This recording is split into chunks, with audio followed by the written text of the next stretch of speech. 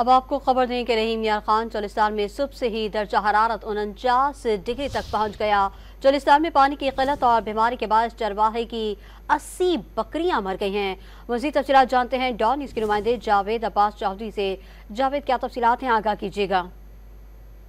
जी बिल्कुल, रहीम यार खान के साथ मुल्का इलाके चोलिस्तान में आज सुबह से ही दर्जा हरारत जो है वो 49 डिग्री सेंटीग्रेड तक जा पहुंचा है।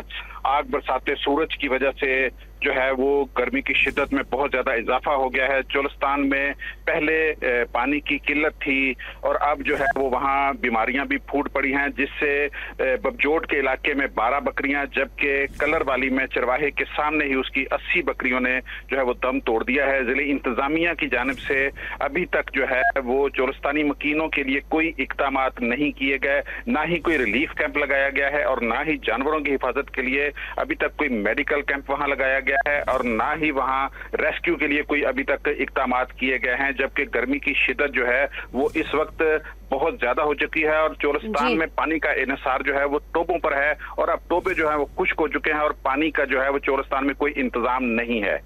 जी, जावेद अब्बास चौधरी तफसीलात से आगाह कर रहे थे, आपका शुक्रिया।